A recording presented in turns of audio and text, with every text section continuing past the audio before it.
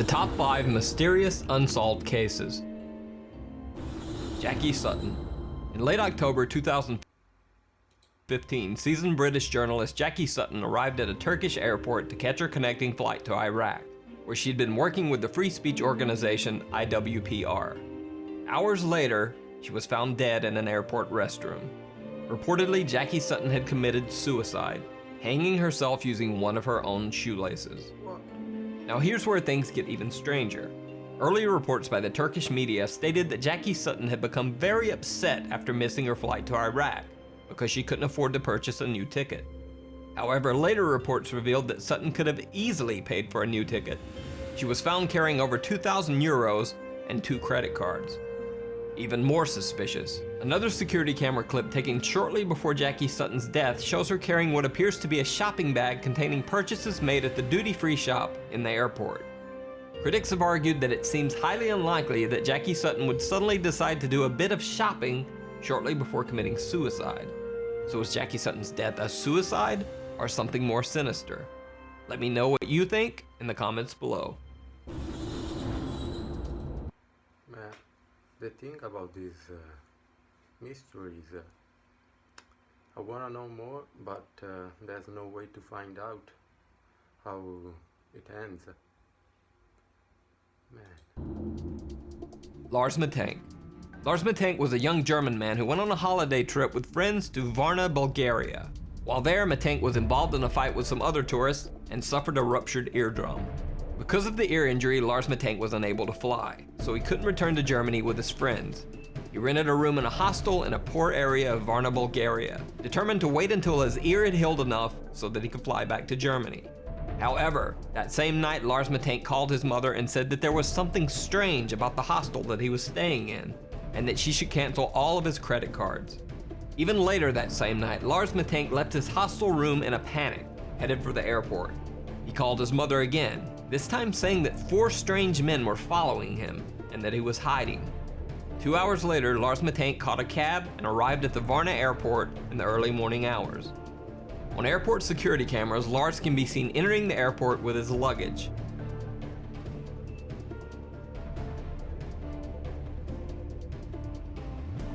But minutes later, he is seen running from the airport in a panic, leaving his luggage behind. Just started running out.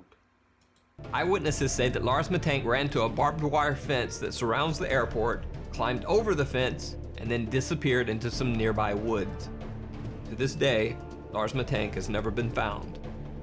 His family asks that anyone with any info as to his current location contact them via their website or Facebook page. Brian Schaeffer. Without phone or something, man, you are just lost in this world. It's very important now. One of the strangest disappearances on record is that of Brian Schaeffer, an Ohio State medical student.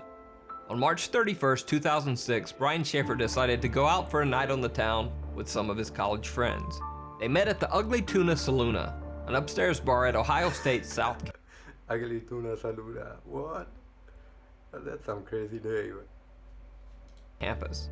Brian can be seen arriving at the bar with his 2 friends. They're smiling and laughing as they exit the escalator to the 2nd floor bar. Around 10 p.m., Brian called his longtime girlfriend, with whom he had planned a spring break getaway to Miami a few days later. Brian told her that he loved her and would see her soon. Brian's girlfriend said that the call was nothing out of the ordinary. Later, Brian Schaeffer is seen again on security camera near the escalators, talking to 2 girls.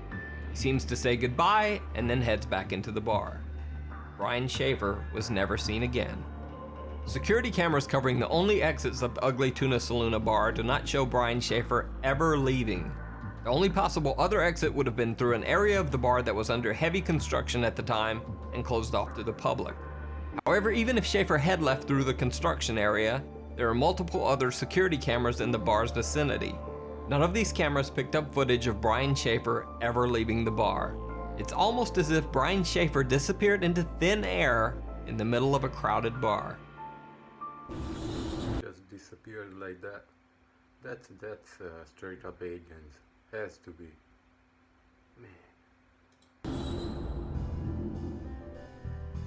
Man. Jell. On the evening of February 23, 2014, Alan Jell took a strange trip through Cornwall, England. Captured by surveillance cameras, Jell spent his evening wandering the streets of several different cities for hours. He was seen in Wadebridge, then traveled by bus to Truro, then on to Newquay, then back to Perranporth. No one knows why Alan Jell took this strange trip, or what he was doing wandering the streets of 4 different cities all night. The next morning, the dead body of Alan Jell was found. He walked in 4 cities. That's crazy. Washed up on the shore of Perranporth Beach. Jell was naked except for 1 sock and 1 shoe. But the story gets even stranger. Alan Jell's other sock was found wadded up inside his mouth, wrapped in the cord of a pair of earbud-type headphones. Near his body was a black jacket containing a wallet with 95 British pounds, but his bank cards, credit cards, and ID were missing. However, the wallet contained a single bizarre picture: Alan Jell as a child. Even stranger, the jacket the wallet was found in was not the one that Alan Jell had been wearing on the night of his death. Initially, Alan Jell's death was thought to just be a very strange suicide. However, an autopsy revealed multiple unexplained injuries to Alan Jell's right hand, chest, and head. Police ruled the death as suspicious. The case still remains unsolved, and no one knows exactly what happened to Alan Jell. The Jamison family. One of the most bizarre disappearances in recent history is that of the Jamison family of Eufaula, Oklahoma. Pastor Gary Brandon claims that the Jamisons told him that their home was haunted by angry spirits. The Jamisons said that they had made contact with the spirits of a dead family in their house, and that their 6-year-old daughter Madison often talked to the ghost family.